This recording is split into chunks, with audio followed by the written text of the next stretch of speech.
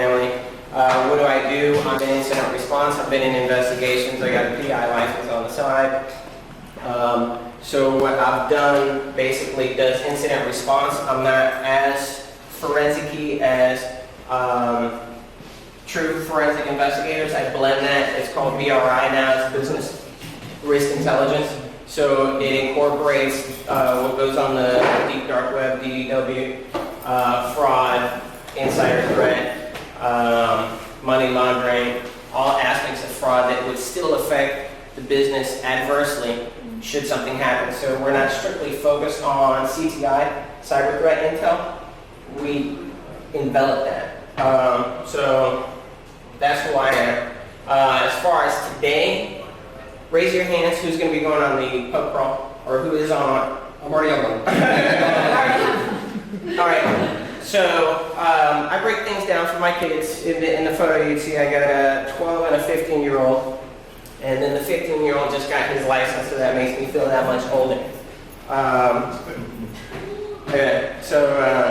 Anyways, I have to break things down in McNugget-sized formats. That way they can retain that knowledge. So I'm going to break this down into a bite-sized format. That way, hopefully, at the end of the bar crawl, you'll still remember just the basic takeaway. So, basic takeaway is detect, contain, eradicate, and then we have everything after you eradicate, like remediate, and you got to do the reporting. So that's another R on that. So essentially, with whatever analogy you have, you can always have an incident response plan. I know my counterpart Ed here is already mentally prepared for certain things. You know what I mean? Those are certain types of key factors and things that you might be ready for. All right, cool. So who I be? I climb trees. And we ride bikes a lot. 84 degrees here in Florida. That's probably why we're so crowded. Everybody was headed to the beach. All right, prep, detect, contain, eradicate, recovery, remediate, and then you got to run your IRP or your runbook plan. So for Fireline, let's take this for this incident. We have prep. Ever since grade school, Fireline goes, we go in a single file line, we march out the door. It's instilled in us, it's ingrained in us. How do we detect that? Some people that don't have detectors, unfortunately, they fall asleep and they burn up. So you got to have proper detectors. Fire detector. How do we contain it? Literal firewalls, close the door, touch the handle, that whole basic plan that you have. And then how do we eradicate? Fireman, hose, do the safety blanket, stop, drop, and roll. You stick to the plan. So the recovery, med kit, remediate. If you failed your test for whatever reasons, we call that compliance. We don't like to say the C word. Then you got to fix it. How do we remediate this? Update the batteries, install an alarm if we don't have it. We know somebody probably had to have died at some point in time for the schools to instill this fire drill. And then my daughter's like, yeah, we have one today. And then it's always a false fire drill, but at least if it were a real one, you know what to do and people don't go out in chaos. Let's see here. Number 2, burglar alarm. Say somebody's in your playground trying to steal your toys. What do you have to detect that? So usually dogs, cameras, Wi-Fi cameras, secure, not so secure, perhaps, who knows, but at least we have some sort of detection. If we don't detect things, then it slips under the radar 10, 20, 30 years, kind of like if you have greasy pipes that just get built up year over year. So you have to make sure you detect it all. How do we contain it? Locks, trips, traps. You can have traps in the yard. One cool thing for if you have burglar coming in, is something I learned from the Navy SEAL. Block the door. If they think that they're going to get a full door coming in and coming into your house, disrupt that. If you have kids, who's got kids? 1. Okay. 2. I need you. Come on. Legos. Throw the Legos on the floor. Those hurt. So any types of things that you can do to slow them down. Contain it. Eradicate. I had a picture of Terminator. I know I'm old school. My kids didn't even know what the Terminator was. So I flipped the gift to this. So, eradicate whatever threat that you have. Recovery, med kits, comms, hams, ham radio, any type of communication. You want to make sure that you have good recovery. Remediate, restock, and get necessary tools. Or take Bruce Lee lessons like this baby has done. And then run book, plan, similar to the fire drill, it's a burglar fire drill. My family, we have a code, unicorns are real. They know what the plan is. Whatever your passcode is, things like that. So it's always good to have your incident response plan, regardless of whatever it is. So we get to the takeaway from InfoSec or IT point of view. We still prep. We do tabletop exercises, capture the flag. At the end, I'll post a GitHub, which is a meta site that has a ton of resources available for you, open source and not, so it doesn't have to have a price tag with it. And you're able to basically prep and hack the box, so to speak. Detect, you have your SIM tool, Wireshark, any type of monitoring tool. Your containment are your digital firewalls, honeypots, and locking the assets up, locking the servers up. Regardless of whatever tool that you use. To eradicate, you reset back to manufacturer settings, you get new hardware. We understand that some of the malware can persist even after resetting. So a lot of times, depending on the threat level, you just get new hardware. For recovery, IPS, IDS, intrusion prevention system, intrusion detection system, AV-free antivirus, DLP is data loss prevention. You have your VAS, your Komodos, your malware bytes for whatever type of recovery. Again, if you do find a true threat, just reset the manufacturer settings or reset the hardware.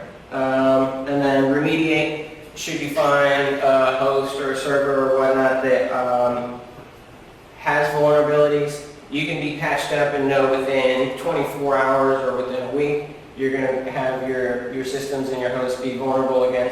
So it's always reinstall, patch, vulns, keep getting new hardware. Runbook is the incident response plan. Me, prep, I've started yoga. We do tinfoil hat, detect, the BIBLEME, situational awareness. Containment, BJJ stands for Brazilian Jiu-Jitsu, or Jumofo Jitsu as we used to call it back in the day. So with this one, you see that she has no situational awareness, so it's good to sometimes pick your eye up off the phone, and with 2 kicks, slash in the head in a spinning roundhouse, she's able to eradicate the threat. Everyday carry. You don't have to raise your hands, but just being prepared. She's physically prepared, but anything like set of keys, any personal tools, it's always good to just have those on hand regardless, especially if you're smaller frame or female, have a pepper spray, have whatever. Recovery, yoga, plant-based diet. We have more neurons in our guts than we do in our heads. This is just something that I spiel to my kids. You guys have me on stage, so I get to say whatever I want, so I'm going to spill it onto you and pass the knowledge.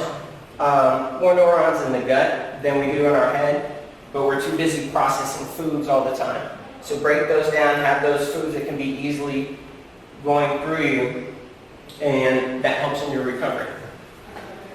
As far as remediate, med kit,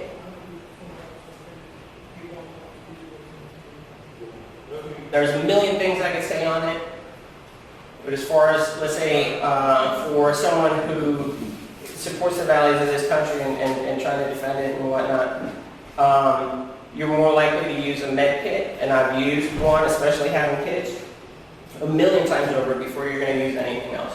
So it's important to know how to have that, know how to do that. Remember to have an incident response, even if you're drinking, having a good time. Someone falls down, med kit. So the takeaway: prep, detect, contain, eradicate, recover and remediate, and then stick to the runbook and the plan. So if we have extra time, what time are we on? 4. If you want, I can breeze through the rest of the slides. I didn't know when the festivities began. All right, so procedures. The first 48, still with our takeaway. Contain, eradicate, recovery, remediate. Go through the run book. So procedural escalations, time to detect, time to respond. Make sure you collect within the first 48 hours. As far as procedures, preserve, collect, and pivot, you guys might think that this GIF has no relation to all the other bullet points on the slide, but essentially, when you're getting forensic evidence, whether it's latent on a piece of paper, fingerprints, or whether it's digital evidence, you don't want to destroy that. You don't want to tamper the evidence. So NCASE is the gold standard.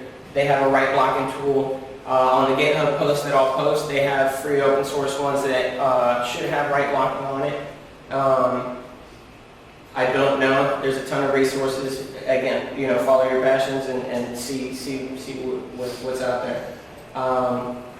But you want to make sure that you don't damage any of the evidence that's out there. We stick to the procedure, knowing that we're getting people fired. We find things that we shouldn't be finding digital. They're leaving a lot of digital footprints behind. So always know that 7 years down the line, hey, here's my checklist of how I went down the procedure. I'm not going to recollect what I did yesterday, so how am I going to recollect something from 7 years ago? However, if I have every step procedurally written down, I'm going to have that, and it'll hold up in court.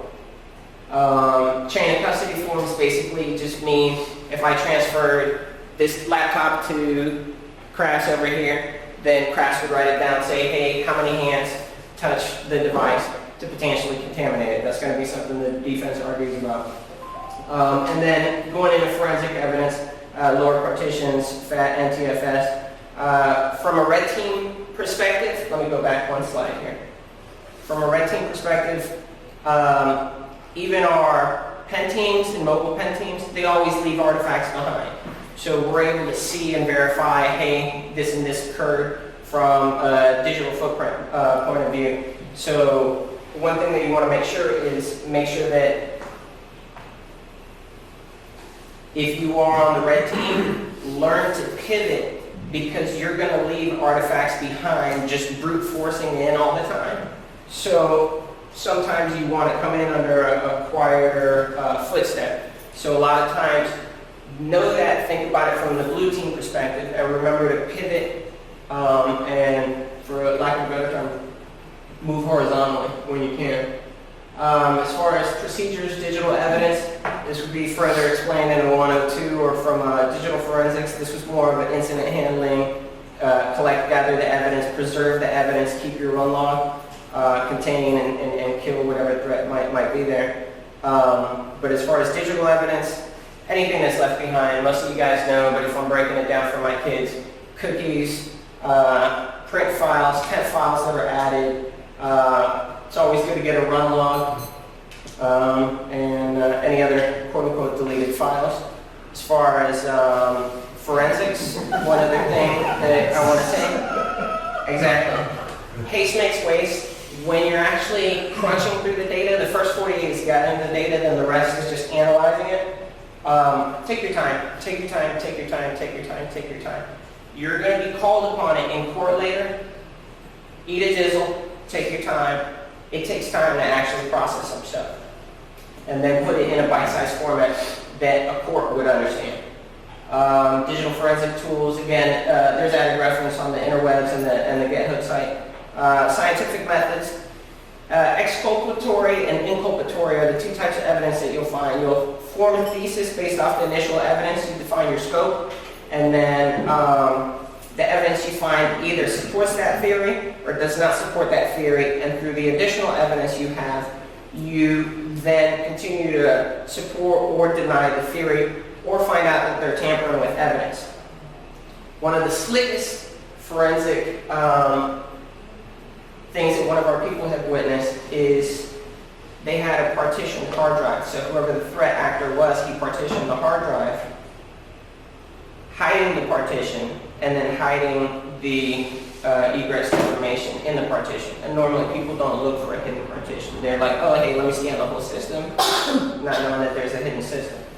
So it's pretty, pretty cool stuff. But again, support it with the scientific method. Legal team, get in the habit of educating other teams. You are not an island. No man is an island. So you're going to have to deal with other business units. You're going to have to deal with legal team, ethics team, compliance team. It really is a collaboration effect. So explain things in common tongue. Don't try to sound smart to them. I'll wrap up through here. So. Oh, yeah, stop. Yeah, just a break. Quick break. We're going to take a quick break so we can start. The wazoo, because you always have to deal with legal. So break things down in common English. Anything can happen once you start uncovering data. CP, child porn, theft, regular porn, insider threat. Just everybody does everything on their phones nowadays. You're going to uncover a whole bunch of digital evidence. Let's see, William McGuire, 2004, wife search how to commit a murder, where to buy a gun in PA. That's why I love DuckDuckGo. Keep your privacy. If you're going to do it, at least, don't leave your cookies behind, guys. Come on. Procedures, ethics team, Cappy over here, basically same thing. Speaking in common tongues, you're going to be dealing with other businesses. When do we get the law enforcement involved? Things with ethics is 3 separate circles that have the intersection in the middle. So legal does not always have to get ethics involved. Ethics does not always have to get legal involved. Neither of those have to get cyber or forensics involved, but sometimes they all intersect. Stick to your incident response plan. Learn when to escalate. And I think this wraps it up, and it's about time to have a drink. Here's the GitHub reference. Just follow up with DC813 on Twitter, Tampa SwampSec on Twitter. We'll provide these links. And thank you very much for having me here. Thank you very much for allowing me to speak my first time.